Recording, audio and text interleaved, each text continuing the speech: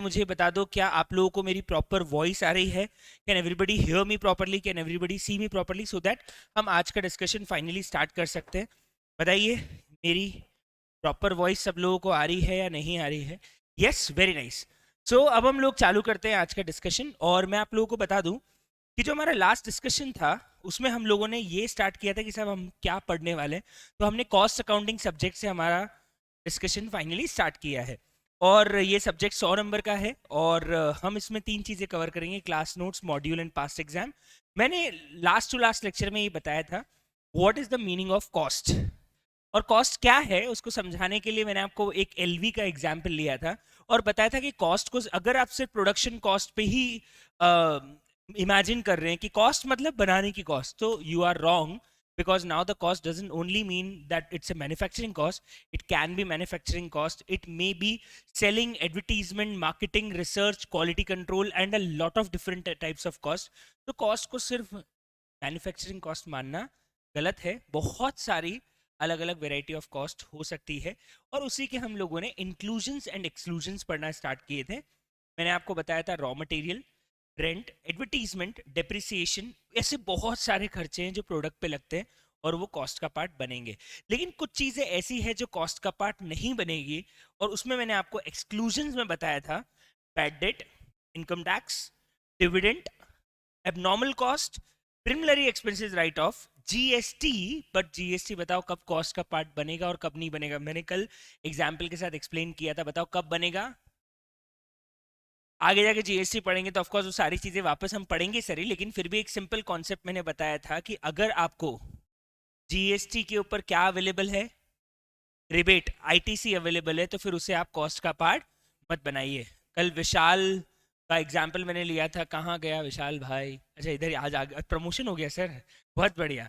तो मैंने कल बताया था कि अगर उसने 200 रुपये का रिचार्ज किसी और की गर्लफ्रेंड के लिए करवाया है और उसमें 40 रुपये का उसको कैशबैक आ रहा है, तो cost is not 200, the cost is 160। So ITC is more like a cashback. So if you are paying tax but you are again getting it in the form of cashback, in the form of refund, so it's not a cost, और that's why हमने cost सिर्फ उस part को माना जो कि हमारा actual purchase cost है। उसमें जो टैक्स वाला कंपोनेंट है उसकी क्रेडिट अगर मिल रही है तो वो कॉस्ट का पार्ट नहीं बनेगा। इसके बाद एक और चीज हम लोगों ने पढ़ी थी, इंटरेस्ट, लेकिन उसको लेके हम अलग अलग टॉपिक में अलग अलग बातें करेंगे, तो अभी हम उसके बारे में डिस्कस तो नहीं कर रहे।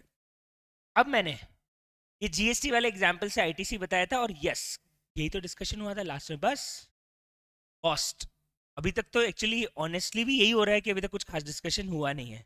तुम हंसा मत करो, है ना? बच्चे फालतू घबरा जाते हैं कि और क्या हो गया, हंस क्यों रहे, है ना? ठीक है, अपने को stick to the plan, okay? ठीक है। The cost is two types of cost, एक होती है डायरेक्ट कॉस्ट और दूसरी होती है इनडायरेक्ट कॉस्ट। और याद करिए कहाँ गए हमारे, इसका एग्जाम्पल लिया था कल मैंने, गौतम, गौतम, गौरव, क्या बात कर रहे हो यार? गौरव नहीं है क्या नाम? गौरव नहीं है, क्या नाम है? गौतम। तो गौतम जो है उसका कल एग्जाम्पल लेके मैंने आपको बताया था कि गौतम जब अपनी गर्लफ्रेंड को ताज होटल में चाय पिलाने ले गया तो उसने बोला कि 1100 रुपए की 2 चाय कैसे हो सकती है। एक्चुअली गौतम सिर्फ डायरेक्ट कॉस्ट देख रहा है और बोल रहा है कि 50 रुपए की चाय के मेरे से 1100 रुपए ले लिए, या 20 रुपए की चाय के मेरे से 1100 रुपए ले लिए। यही चीज़ हमारे घर में, हमारी होटल, हम जब होटल जाते हैं फैमिली वालों के साथ, तो मम्मी भी यही कैलकुलेशन लगाती है कि 400 रुपए की पनीर की सब्जी कैसे हो सकती है, 400 रुपए की काजू करी की सब्जी कैसे हो सकती है। उसमें गिन के काजू तो 8 हैं जिनकी वैल्यू 10 रुपए या 15 रुपए होगी, और उसमें टमाटर प्याज सब भी मिक्स कर दे तो मम्मी वो सब्जी 40 रुपए में घर पे सबके लिए बना देगी, और वही सब्जी मार्केट में 500 रुपए में मिल रही है। मम्मी का जो कैलकुलेशन है, एक्चुअली मम्मी सिर्फ कौन सी कॉस्ट देख पा रही है? Direct cost. Actually traceable cost ही मम्मी को दिख रही है। मम्मी को ये समझ में नहीं आ रहा है कि जब आप होटल जा रहे हो तो you are not paying only for the food, you are paying for the ambience, you are paying for the service, you are paying for everything, for the decor, for lighting, for everything, music. So they are charging us not only for the food, they are charging us cost of facility also, and that's why हम जो cost सिर्फ देख पा रहे हैं कि हाँ भैया ये लगी होगी, एक्चुअली वो cost कौन सी होती है? Direct cost. और जो बाकी सारी कॉस्ट है वो सारी कॉस्ट क्या हो जाती है? Indirect cost. आप लोग शार्क टैंक देख रहे हो क्या अभी? उसमें पता है वो लोग पूछते हैं आपका ग्रॉस मार्जिन कितना है, आपका नेट मार्जिन कितना है। तो देखना आप, जैसे कोई कपड़ा बनाने वाली लेडी आई है जो अच्छा कोई फैब्रिक या कोई अच्छा रेडीमेड कुछ कपड़ा, T shirt V shirt, customize T shirts बनाती है, तो जो शार्क टैंक शार्क्स है वो पूछते हैं कि भैया तुम्हारा ग्रॉस मार्जिन कितना है, तुम्हें कितने में पड़ रहा है? तो वो बताती है कि सर 3,000 रुपए में उसको बेच रही है और वो चीज मुझे पड़ रही है 500 रुपए में। तो फिर बोलते हैं नेट मार्जिन कितना है? तो बोले नेट मार्जिन सिर्फ 20% है, 10% है। तो 3,000 रुपए में 500 रुपए में ग्रॉस 500 रुपए का कॉस्ट बैठ रहा है और बचा हुआ ग्रॉस मार्जिन है, लेकिन नेट मार्जिन 10 या 20% मतलब 500-600 रुपए का है। तो जो गैप है ये एक्चुअली कौन सी कॉस्ट है? इनडायरेक्ट कॉस्ट है। पड़ रहा है 500 रुपए में, मतलब उस कपड़े को बनाने में जो डायरेक्ट कॉस्ट आ रही है कि यार इतना कपड़ा लगेगा, इतना लेबर लगेगा, ये कौन सी कॉस्ट हो गई हमारी? Direct cost. लेकिन उसके बाद कितने सारे खर्चे करने पड़ेंगे आपको? फ्लिपकार्ट अमेजोन पे लिस्ट करने के लिए कमीशन देना पड़ेगा, उसके साथ साथ आपको मार्केटिंग करनी पड़ेगी, एडवर्टीजमेंट करना पड़ेगा, डिस्ट्रीब्यूशन के लिए खर्चा लगेगा, स्टाफ लगेगा, पैकिंग लगेगी। ये एक्चुअली आपके ग्रॉस मार्जिन और नेट मार्जिन का गैप है एज पर शार्क टैंक। हमारे लिए बात करें तो सर है सारी कॉस्ट। अगर वो 5,000 की 3,000 की चीज बेच के टोटल 600 रुपए का प्रॉफिट कमा रही है, मतलब हमारे लिए कॉस्ट कितनी हो गई? 2,400। लेकिन उसे बहुत सारी कॉस्ट ऐसी होगी, प्रोडक्ट को देख के पता पड़ रही होगी ये लगा है, और बहुत सारी ऐसी कॉस्ट है जो उस प्रोडक्ट को बनाने में नहीं लग रही है, और ऐसी कॉस्ट है जो कि उस प्रोडक्ट से 1 यूनिट से निकाली नहीं जा सकती है। तो वो सारी कॉस्ट हम क्या नाम देते हैं? Indirect cost. आ रही है बात समझ में? तो now we have to understand, we have to actually write down the definition what is direct cost and what is indirect cost, क्योंकि हमने समझ तो लिया कि जिस कॉस्ट को मैं पर यूनिट फाइंड आउट कर सकूं which is traceable per unit, that is called direct cost. And ऐसी कॉस्ट जिसे मैं 1 यूनिट से नहीं निकाल सकता विच is not traceable per unit is indirect cost. उसको अपन एक बार लिख लेते हैं। तो लिखिए मेरे साथ, what is the meaning of direct cost?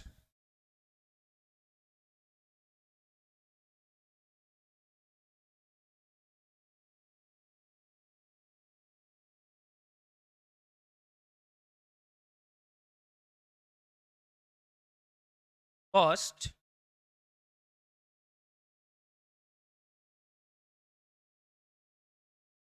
which is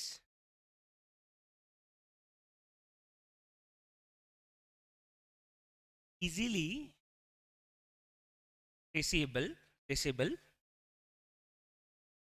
per unit per job। Job मतलब एक ऑर्डर, एक पर्टिकुलर कस्टमर का ऑर्डर आया तो हम उसको बोलते हैं कि साहब ये क्या है? हमारी जॉब है। तो एक ऐसी कॉस्ट जिसे मैं 1 यूनिट या एक पर्टिकुलर ऑर्डर से पहचान सकूं कि हाँ भैया ये कॉस्ट तो जो है ना वो इस पर्टिकुलर काम को करने में इतनी लगेगी, ये जो कॉस्ट है इसको हम क्या नाम देंगे? Direct cost.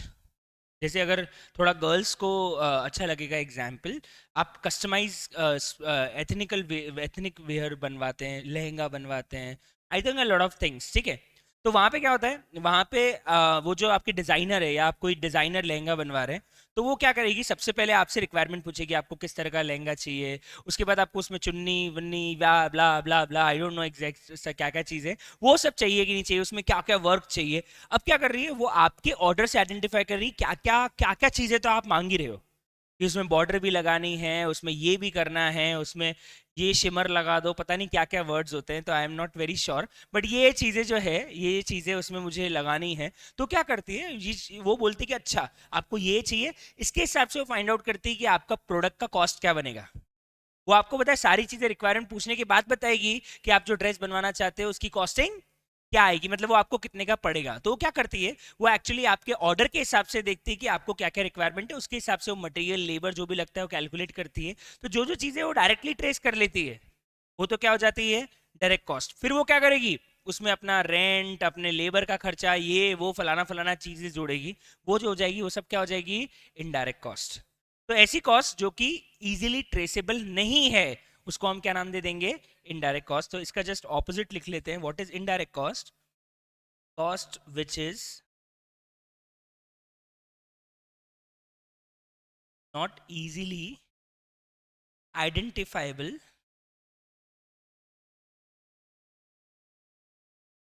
और ट्रेसेबल फ्रॉम सिंगल यूनिट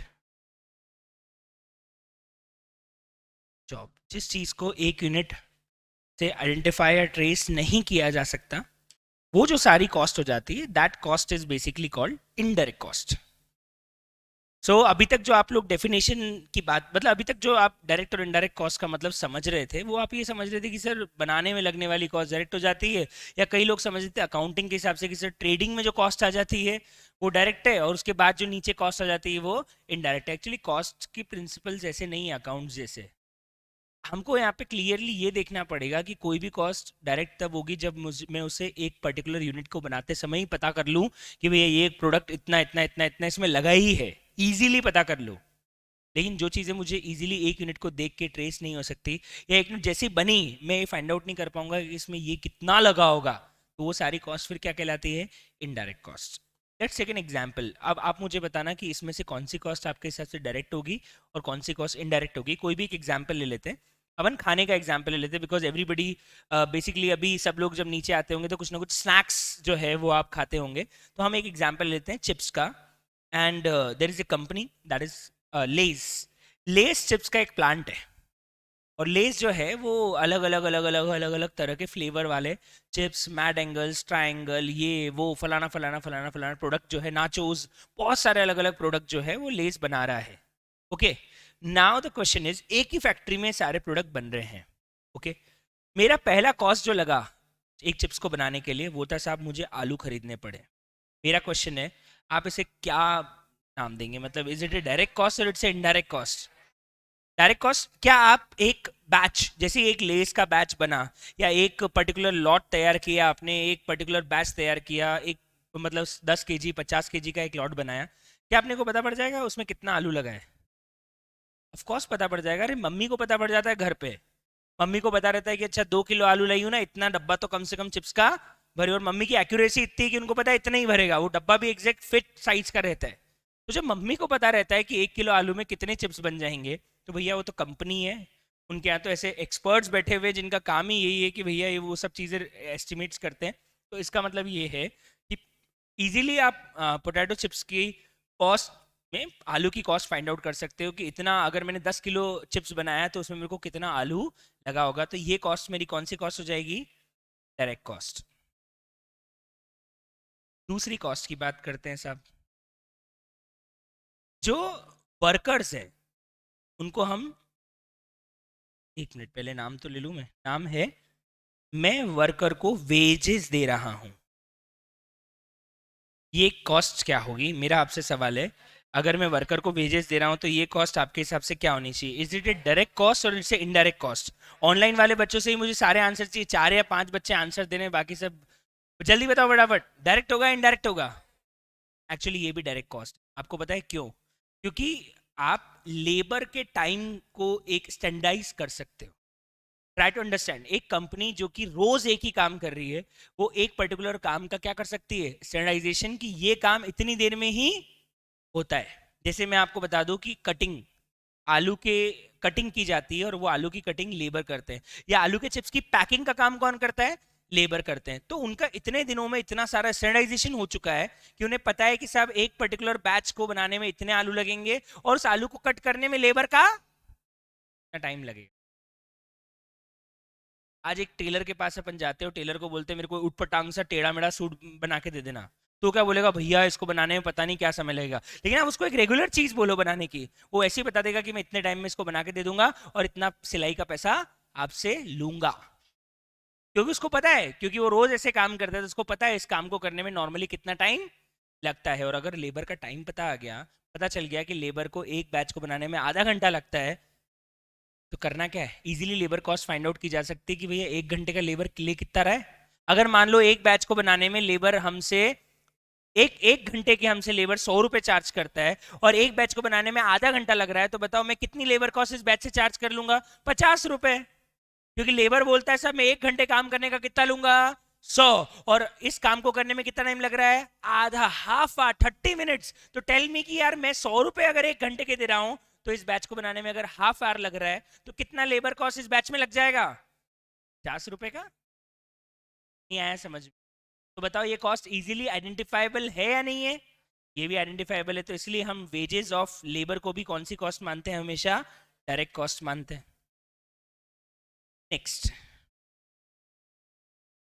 जहां पे लेस की फैक्ट्री है, जहां पे लेस बहुत सारे प्रोडक्ट बनाती है, उसका किराया लगता है बिकॉज वो फैक्ट्री रेंटेड है।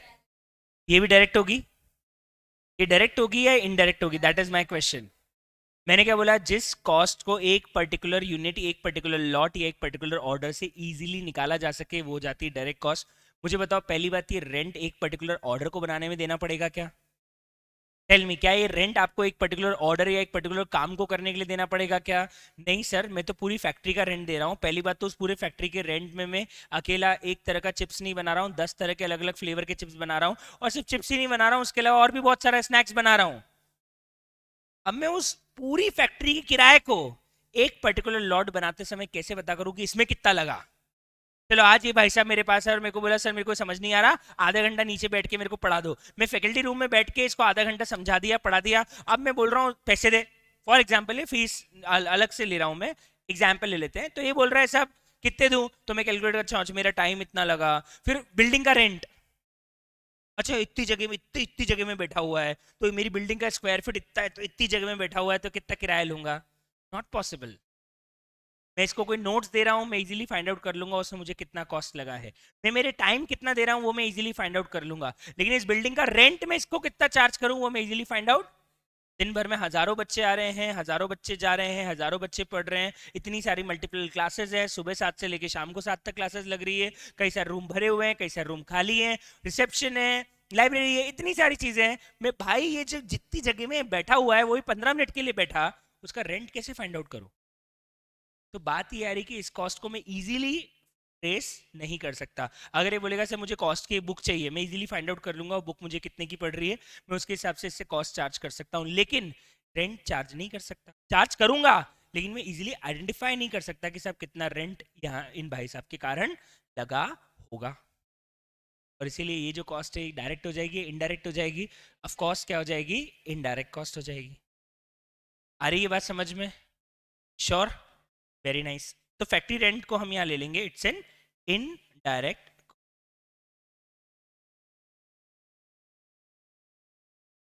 नेक्स्ट, नेक्स्ट बताइएगा आप।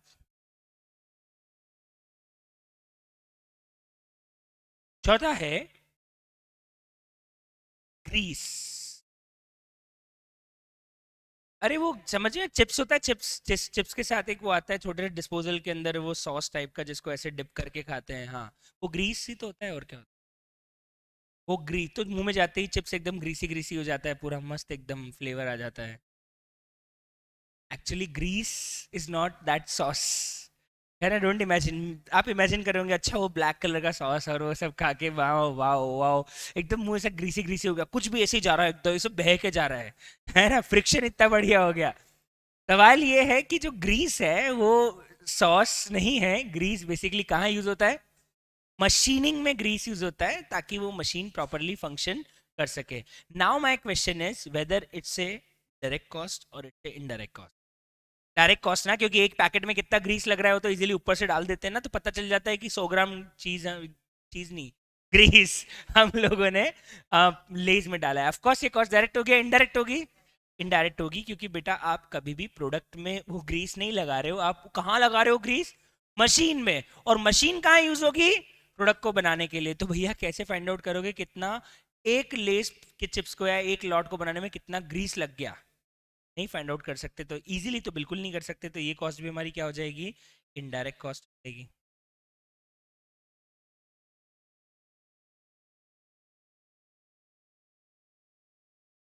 अगला बताइए, नेक्स्ट मैं बताता हूँ। नेक्स्ट, नेक्स्ट आप लिखिए फैक्ट्री मैनेजर की सैलरी।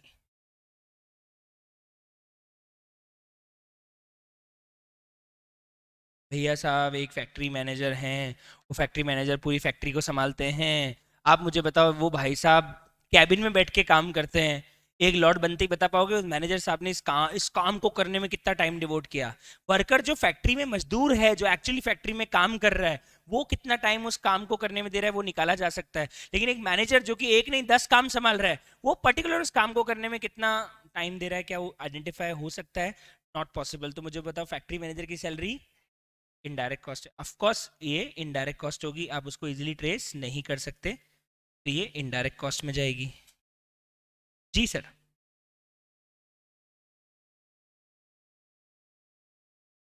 यस एक्चुअली हम आगे जाके पढ़ेंगे even implicit cost, opportunity cost is also considered in costing.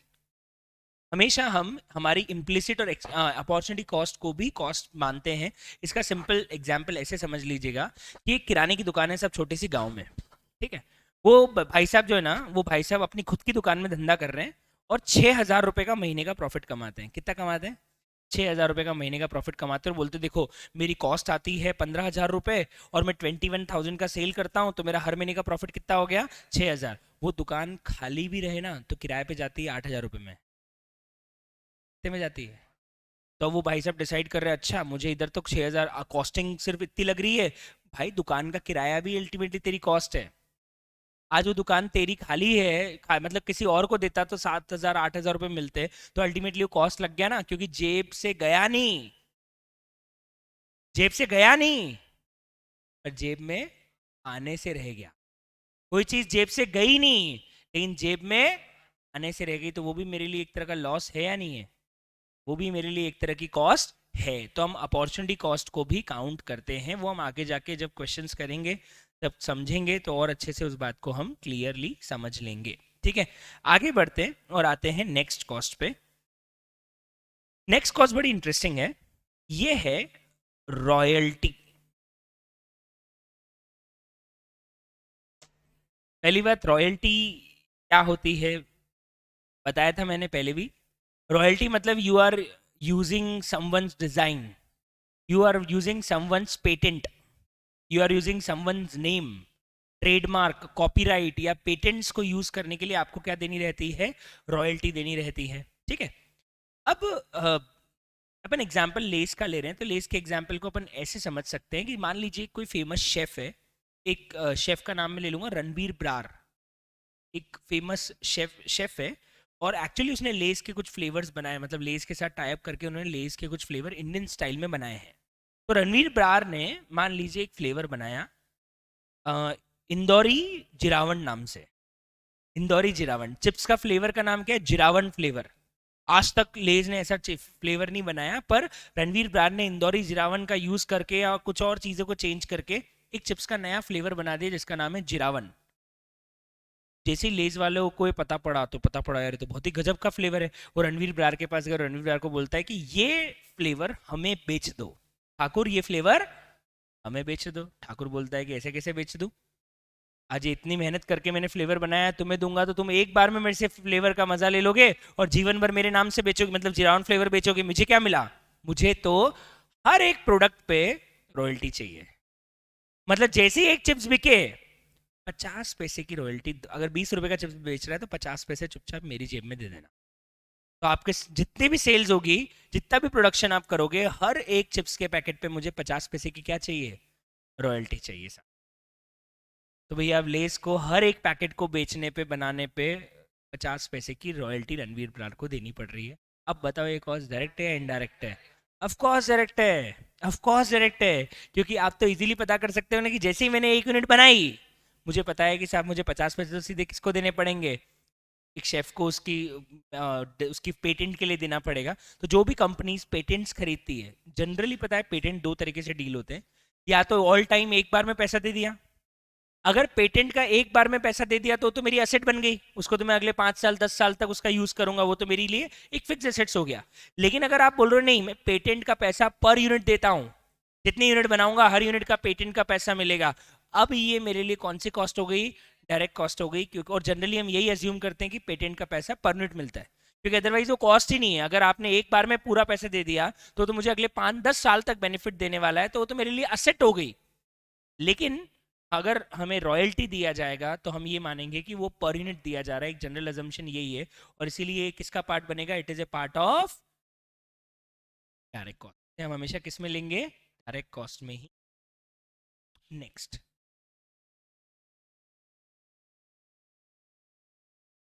Power. अब समझना, पावर और इलेक्ट्रिसिटी में फर्क है। पावर यूज होता है मशीन में और इलेक्ट्रिसिटी यूज होता है लाइटिंग, फैन, एसी, इसमें। एसी डीसी करंट का फर्क है। हम जो यहाँ यूज करते हैं कौन सा करंट होता है? एसी। और जो मशीन चलती है ना बड़ी बड़ी, वो कौन सा करंट होता है? डीसी। आपको पता है कुछ ऐसा? आपको पता है लोग ट्रेन में से बल्ब निकाल के ले जाते हैं, ट्रेन में से चीज़ें निकाल के ले जाते हैं, घर में चलेगी नहीं, घर में चलेगी नहीं, क्योंकि वो सारी चीज़ें डीसी करंट पे चलती है।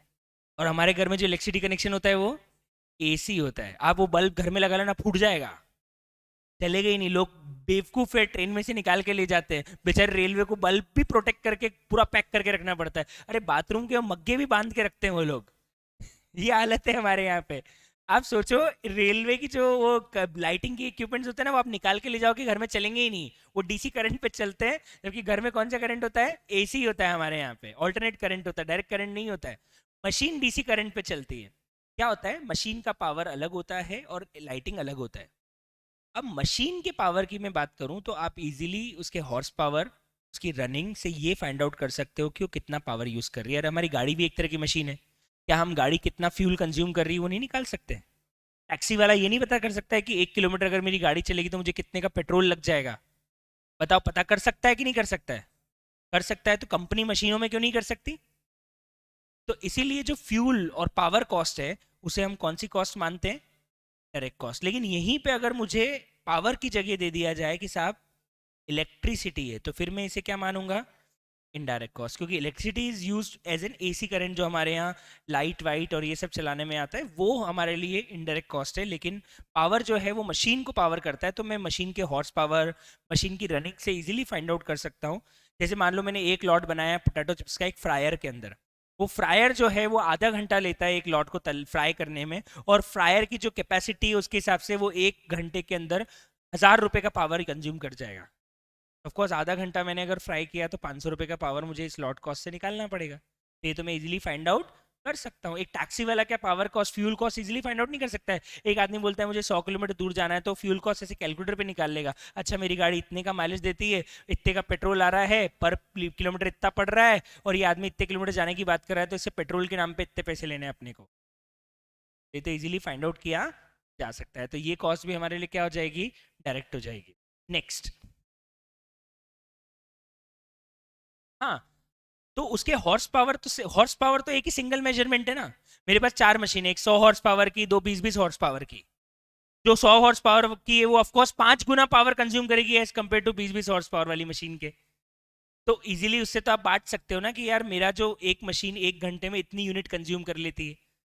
तो अरे हमारे फ्रिज पे लिखा होता है मैडम कि हमारा फ्रिज साल भर अगर चलता है तो कितने पावर कंज्यूम कर लेगा। तो वो फ्रिज भी अलग अलग होते हैं, तो सबके पावर कंजम्पशन नहीं पता होते हैं क्या? कि ये फ्रिज अगर साल भर चला तो 300 यूनिट हमारी इलेक्ट्रिसिटी कंज्यूम कर लेगा। तो जब एक फ्रिज की इलेक्ट्रिसिटी कंजम्पशन निकाली जा सकती है, तो बड़ी बड़ी हॉर्स पावर वाली मशीन्स की आराम से इलेक्ट्रिसिटी कंजम्पशन निकाली जा सकती है। अब आपका बोलना है सर ऐसा हर जगह नहीं होता है।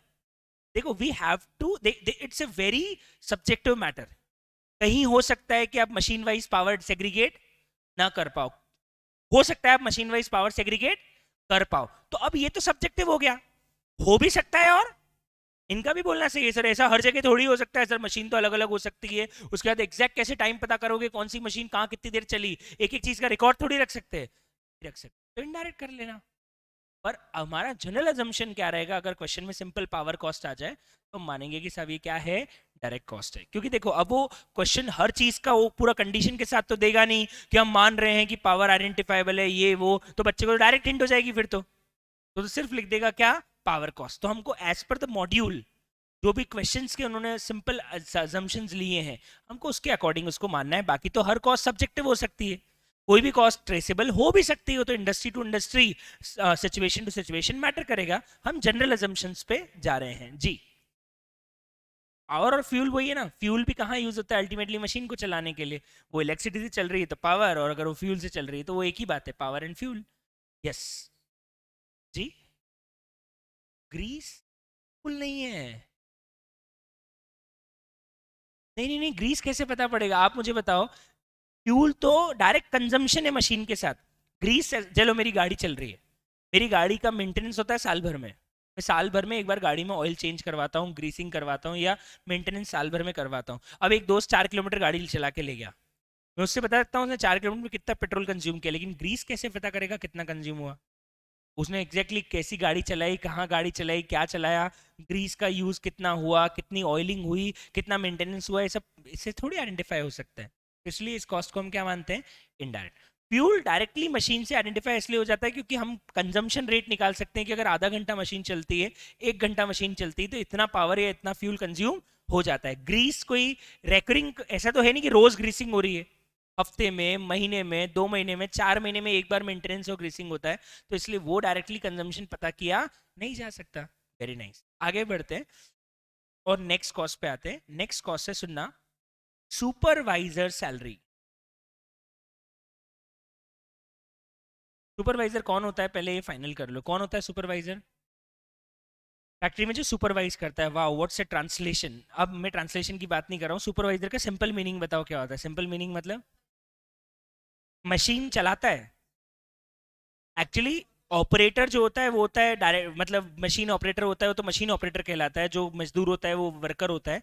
सुपरवाइजर कौन होता है? जैसे 25 लोगों का एक स्टाफ है, उनका सुपरविजन करने वाला, मतलब उनको ये गाइड करने वाला कि तुझे क्या क्या काम करने का है, तू क्या क्या चीजें करेगा, फिर ये देख लेने का कि वो टाइम पे सारे काम कर रहे हैं या नहीं कर रहे हैं, उनका काम कैसा चल रहा है। वो सब चीजें जो है वो सब किस में आ जाती है? सुपरविजन के अंदर। तो सुपरवाइजर की सैलरी क्या होगी?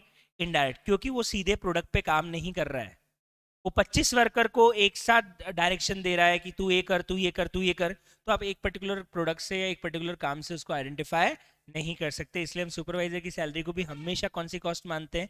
Indirect cost. Next, special drawing and design.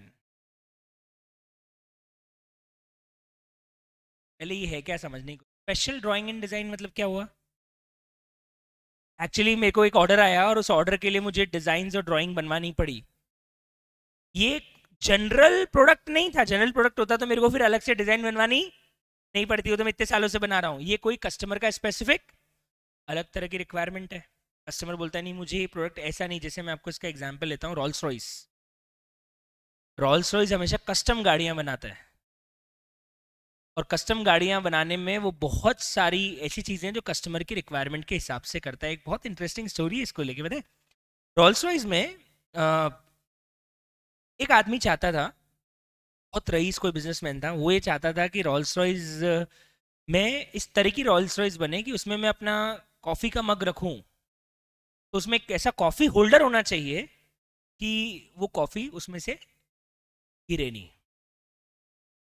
ये एक्चुअल फैक्ट है, आपको हंसी आएगी। अभी रॉल्स रॉयस के पास, वो शोरूम के पास गया कि साहब मुझे कार चाहिए, लेकिन मुझे कार में एक ऐसा कॉफ़ी होल्डर चाहिए जिससे वो कॉफ़ी गिरे नहीं।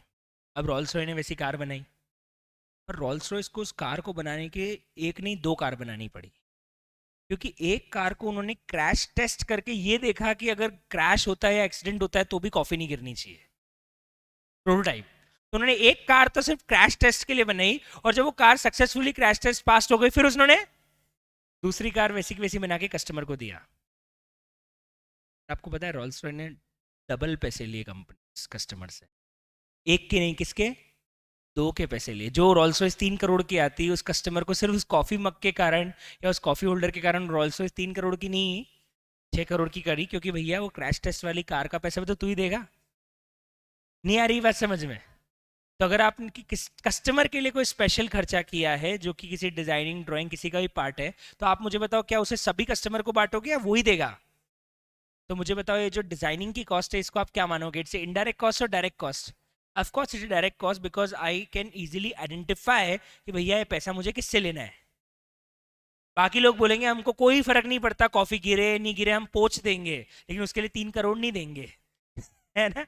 तो बात ये आ रही है कि कॉफी के होल्डर के लिए 3 करोड़ रुपए देना, वो तो कोई बड़ा बिजनेसमैन जिसके पास, मतलब क्या बोलूं मैं, चलो ठीक है अपनी जगह है। अब पॉइंट ये है कि कोई भी, देखो पैसा आता है ना तो लोगों का दिमाग भी फिर जाता है। ओके, तो स्पेशल ड्राइंग और डिजाइन जो है वो डायरेक्ट कॉस्ट होगी। कारण ये है कि साहब ये कस्टमर ही पैसा इसका देगा। सेम कई बार क्या होता है, कस्टमर की रिक्वायरमेंट के हिसाब से आपको मोल्ड्स बनवाने पड़ते हैं।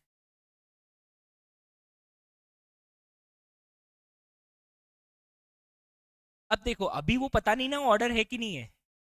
यार मुझे बताओ, मुझे कस्टमर से तो आज पैसा लेना है, मुझे नहीं पता कि ऐसा ही डिजाइन मुझे वापस कभी काम।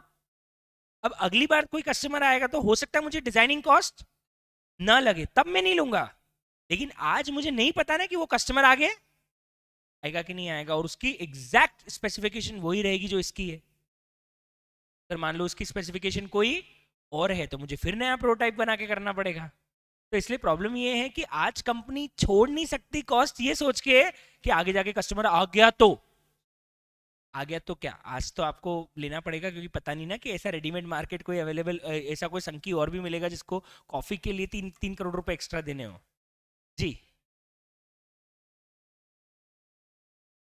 नहीं, एक्चुअली अब इसमें डिपेंड करता है कि मतलब कंपनी का गलती है, कंपनी की इनएफिशिएंसीज है, तो कंपनी ऑफ कोर्स ये पैसा सारा नहीं रिकवर कर सकती। अब आपकी डिजाइन फेल हो गई तो इसलिए फिर कस्टमर पैसा आपको नहीं देगा, वो एक अलग फैक्ट है। जो नॉर्मल कॉस्ट है वही हम ले सकते हैं।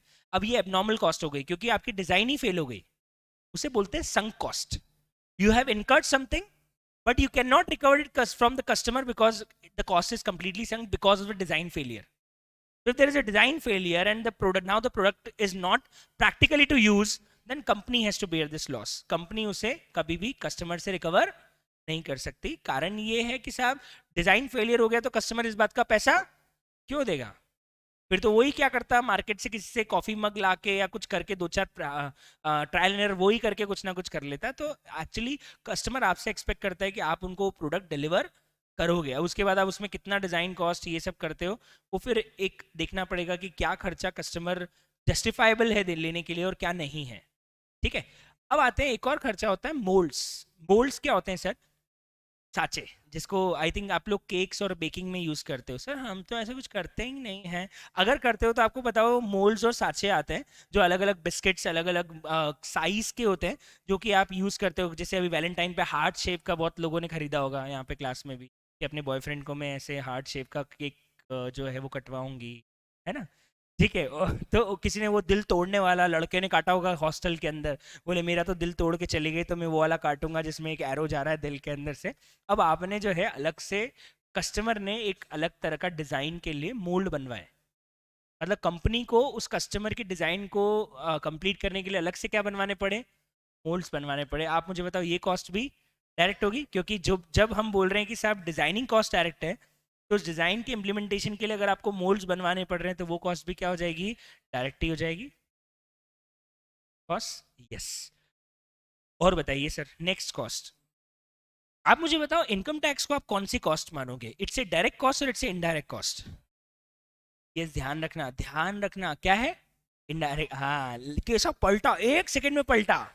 नहीं नहीं नहीं, इसको सुनाई दे गया। मैं यही बोलना चाह रहा हूँ, कई बार होता है पता है, क्वेश्चन आपको एक इल्यूजन में रखेगा, direct indirect, direct indirect, direct indirect, और आप ये बात ही भूल जाओगे कि क्या चीज कॉस्ट है ही नहीं। तो हमें कॉस्ट शीट जब हम करेंगे पहला चैप्टर, और जब हम उसके क्वेश्चंस करेंगे तो आपसे भी देखोगे अच्छा ये डायरेक्ट है, ये इनडायरेक्ट है, अच्छा डायरेक्ट है, इनडायरेक्ट है। अच्छा है, आपके दिमाग में एक सॉफ्टवेयर प्रोग्रामिंग हो गई, या तो डायरेक्ट होगा या इनडायरेक्ट होगा। ऐसा नहीं है, हो सकता है कई सारी कॉस्ट कॉस्ट ही नहीं हो, तो इसलिए हमें वो भी दिमाग में ध्यान रखना है कि पहले कॉस्ट भी है या नहीं है। तो ये कॉस्ट ही नहीं है, जब ये कॉस्ट ही नहीं है तो फिर ऑफ कोर्स उसमें डायरेक्ट है या इनडायरेक्ट है, ये दिमाग लगाने की वैसे भी जरूरत नहीं है। आगे बढ़ते हैं और देखते हैं और क्या क्या कॉस्ट एक कंपनी। आप बताइए मुझे कुछ एग्जाम्पल, ताकि मैं बता सकूं डायरेक्ट होगा इनडायरेक्ट होगा।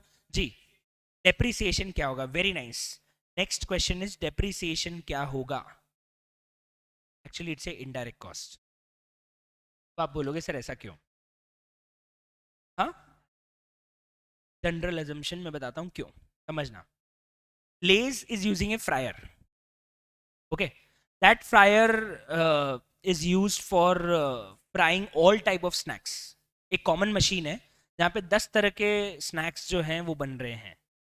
अब जैसे ही एक मशीन में एक फ्रायर थोड़ी देर के लिए चला और बंद हो गया, मुझे बताओ एक लॉट से मैं डिप्रिसिएशन कितना लूँ? मशीन में लिखा हुआ आ जाएगा मैं इतनी डिप्रिशिएट हो गई?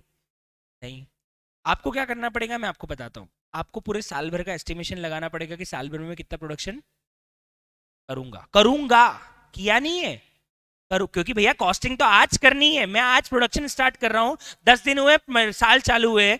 अब मैं कैसे फाइंड आउट करूं कि इस लॉट को बनाने में, जो मैंने 1 घंटे के अंदर लॉट बनाया है, इसमें मैंने कितना डिप्रिशिएट कर दी मशीन? इसके लिए बताया मुझे क्या करना पड़ेगा? आप बताओ क्या करेंगे? मुझे पहले पहले तो पूरी मशीन की लाइफ निकालनी पड़ेगी कि मशीन कितने साल चलेगी। मेरे को मशीन की कॉस्ट तो पता है, चलो ठीक है, मैंने साल भर का डिप्रेशन भी निकाल लिया, मुझे पता है मशीन साल भर इतनी चलेगी।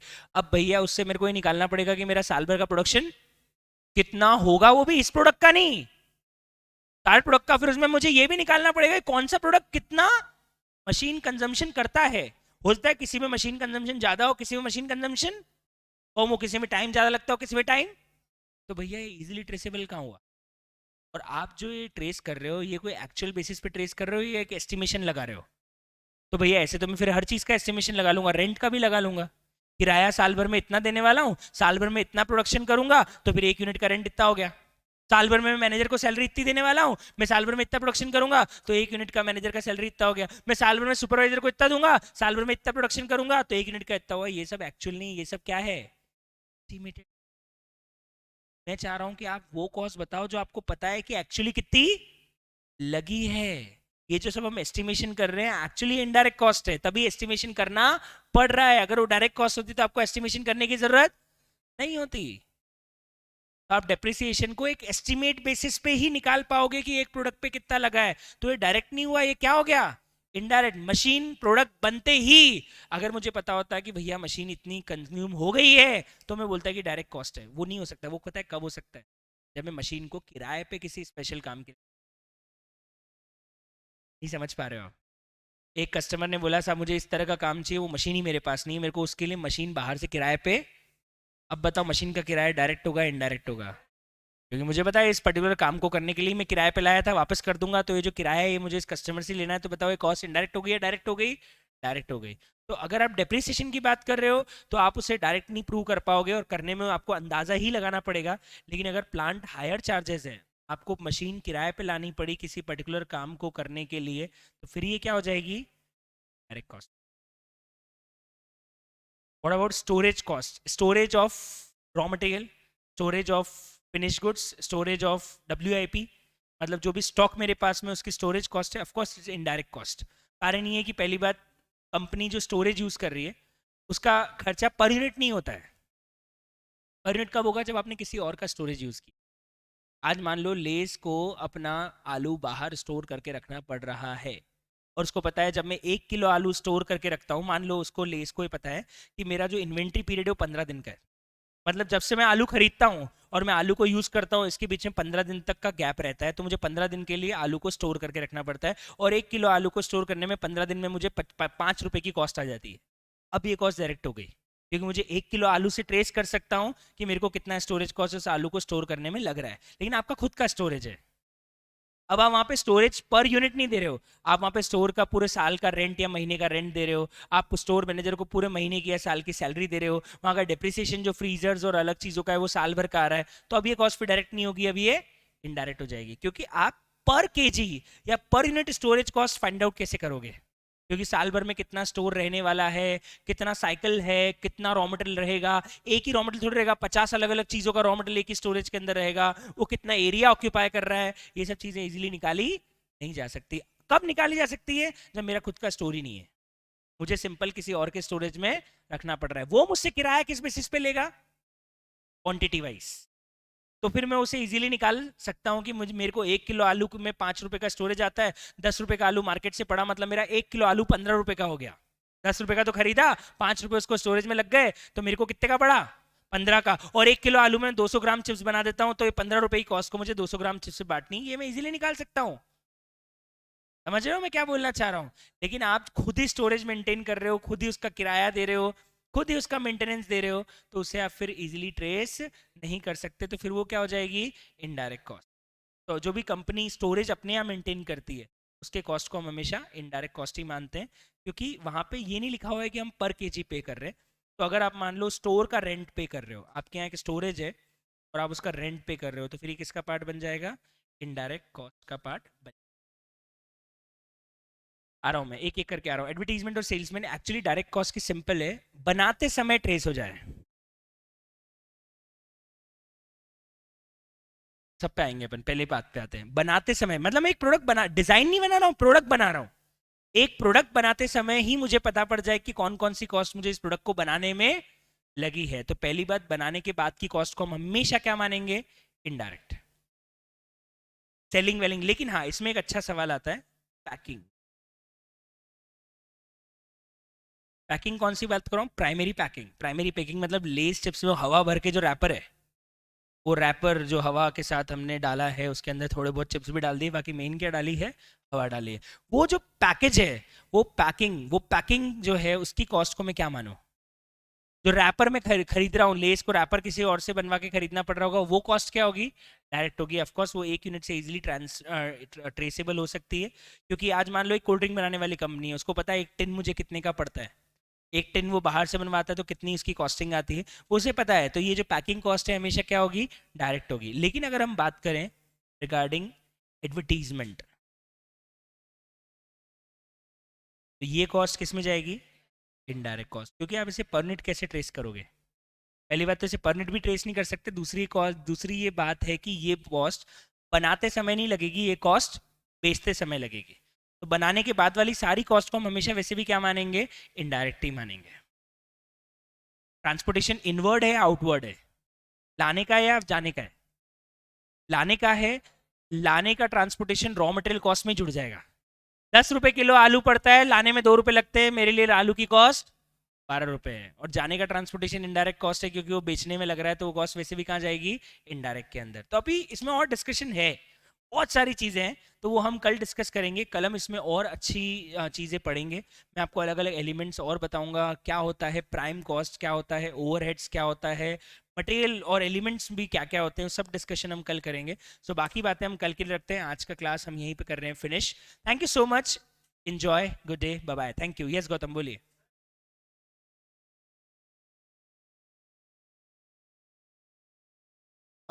Direct cost can not be manipulated